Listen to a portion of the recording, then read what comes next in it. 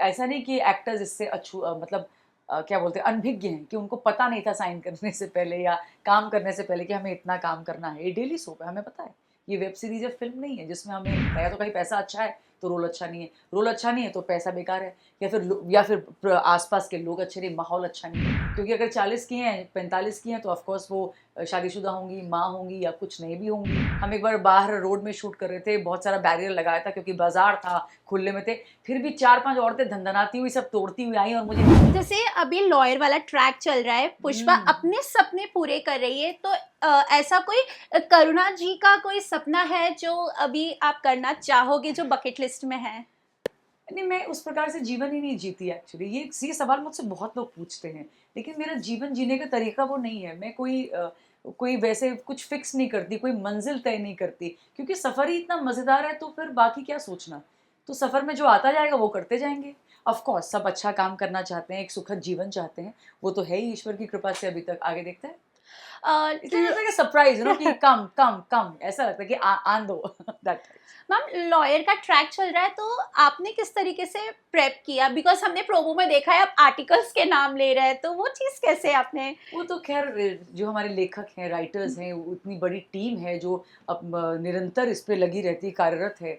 वो सब पूरी रिसर्च करके लिख के हमें देते हैं। हमें तो बस उसको पढ़ना है, सीखना है, साधना है और आपके सामने एक ऐसे तरीके से पेश करना है कि आपको वो तरीका खूबसूरत लगे और आप समझ भी पाएँ। तो बस हमारा ये काम है कि जो भी रिसर्च की हमारे राइटर्स ने, उसको आपके सामने ऐसे प्रस्तुत करें कि आपको वो प्रीची भी ना लगे, पढ़ाई भी ना लगे और आपको समझ में भी आ जाए। तो बस यही हमारी कोशिश है। मैम, शो में हाल ही में गौरव जी की एंट्री हुई है। ऑडियंस होता है कि ना, जो किरदार है उससे रिलेट करते हैं, काफी सीरियस बनता है। ऑफ स्क्रीन जब वो आते हैं, जैसे एक्शन कट हो जाता है, तो कैसे हैं वो? मैं मतलब बहुत ही अतिशयोक्ति नहीं करूँगी, लेकिन जैसे करुणा पुष्पा और पुष्पा करुणा में बहुत कम अंतर है, सूक्ष्म अंतर है, वैसे ही राजवीर और गौरव में भी बहुत कम अंतर है। तो गौरव जी और राजवीर में काफ़ी समानताएँ भी हैं। हालाँकि उनका वो साइड भी है मस्ती वाला, मज़ाक वाला और बहुत ज़्यादा आपको अच्छा-अच्छा फ़ील कराने वाला। वो तो है ही, of course he is a great human being. लेकिन वो संजीदा तरीके से अपना काम करते हैं, बहुत ही डिटेल्ड एक्टर हैं। हर एक डिटेल, कोई भी डिटेल वो मिस नहीं करते। तो वो अपने को इस प्रकार से रखते हैं संजो के कि कुछ गलती ना हो काम में, जिसके लिए वो आए हैं इतनी दूर। हम लोग जिस चीज़ के लिए आए हैं वो उसमें बिल्कुल भी कोताही नहीं करते। तो वो मजाक उतना ही करते हैं, मस्ती उतनी ही करते हैं जो काम को हैम्पर ना करे।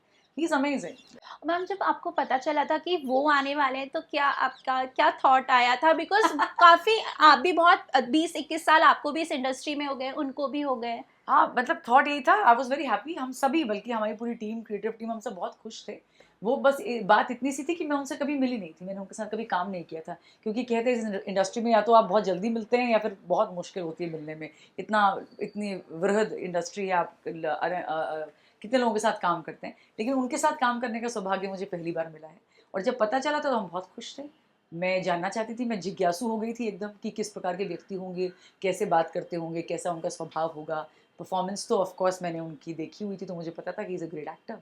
लेकिन वो जब तक आप सामने से ना मिले ना तो वो ग्रेटनेस जो होती है ना वो आपको मतलब कंप्लीशन में वो तब आई जब मैं उनके साथ पहले दिन शूट किया, प्रोमो किया, मॉक शूट किया।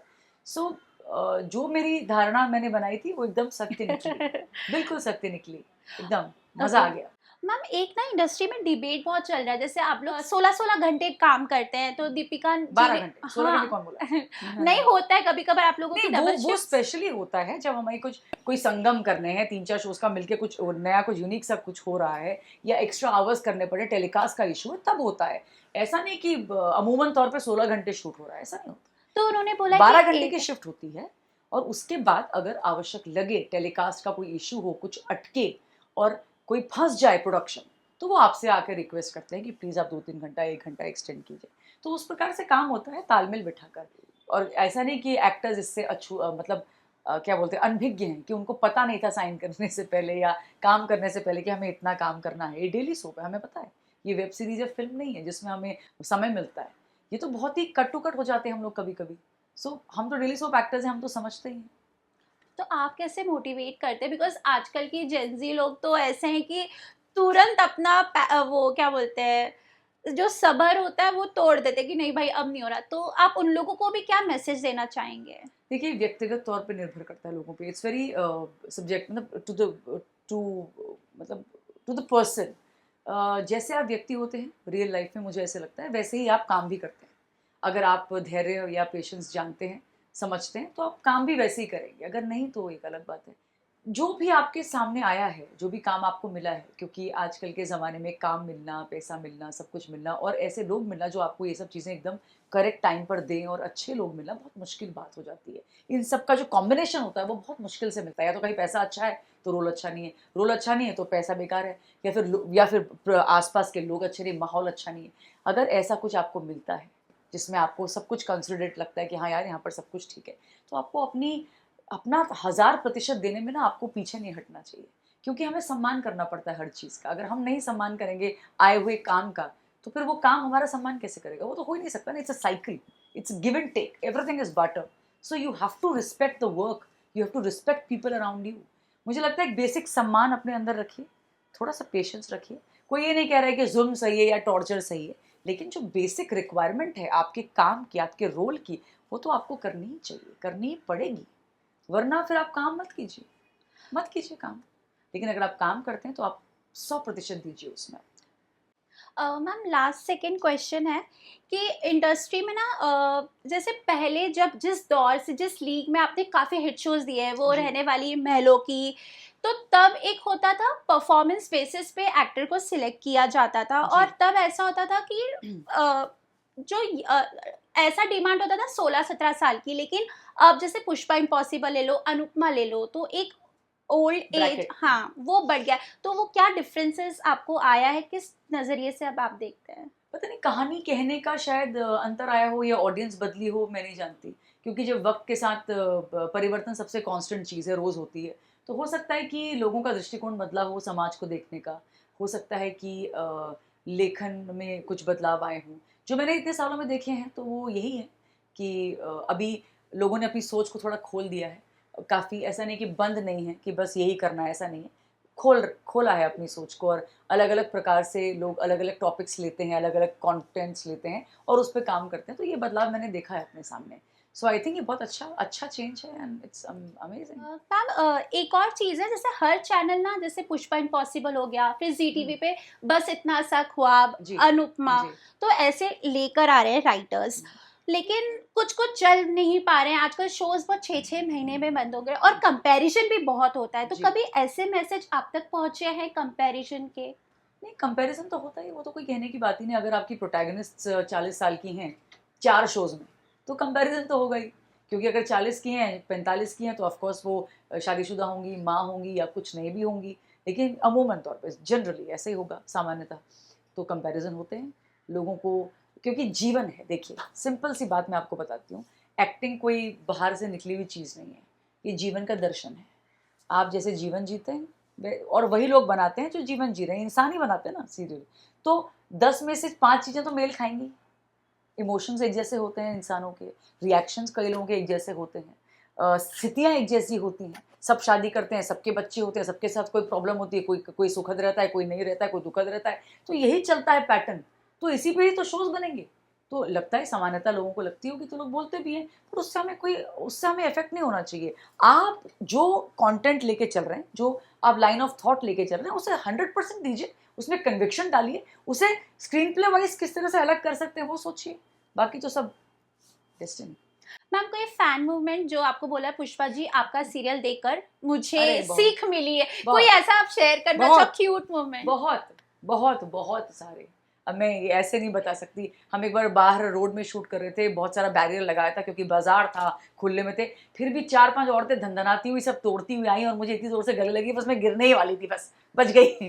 तो उनमें से आधी लोगों ने ये कहा कि हमने आपको देखकर, हमने इस एज में किसी ने बोला मैंने होटल मैनेजमेंट किया है, किसी ने बोला कि मैंने ये शुरू कर दिया है, किसी ने लॉ, वो तो पहले की बात है, किसी ने शिक्षा फिर से शुरू कर दी इस एज में आकर। और लोगों की सास बहू के रिश्ते सुधर गए। हमें गुजरात में ये सुनने को मिला था। और लोग लिटरली मतलब दे गेट इमोशनल कि हमारी जर्नी जो जीवन की थी, दृष्टिकोण जो जीवन को देखने का था, वो बदल गया है। तो ये सब चीज़ें तो होती हैं। और यही तो रस है जो हमारे फील्ड में, हमारे क्षेत्र में हमें मिलता है। मैं करुणा पांडे, पुष्पा इम्पॉसिबल की पूरी टीम की ओर से सबसे पहले आपको धन्यवाद करना चाहती हूँ कि आपने हमें इतना ज़्यादा प्यार दिया, इतना सम्मान दिया। प्यार तो है ही, सम्मान दिया साथ में, जो बहुत ही रेयर है। एक ऐसे पायदान पे लाकर आपने खड़ा कर दिया कि लोग आपको ऐसे देखते हैं। इससे ज़्यादा और क्या चाहिए। तो पूरी ही टीम, मैं अगर उनको अगर अभी रिप्रेजेंट कर रही हूँ, तो उनकी तरफ से मैं आपसे धन्यवाद कहना चाहती हूँ। और आपसे ये भी कहूँगी साथ में कि बने रहिए हमारे साथ। हर दिन हमारी कोशिश है कि कुछ अच्छा कंटेंट आपके सामने लाएं, जिससे आपको कुछ सीखने को भी मिले और मनोरंजन भी हो। तो प्लीज़ बने रहिए, अपना प्यार, अपना सम्मान बनाए रखिए।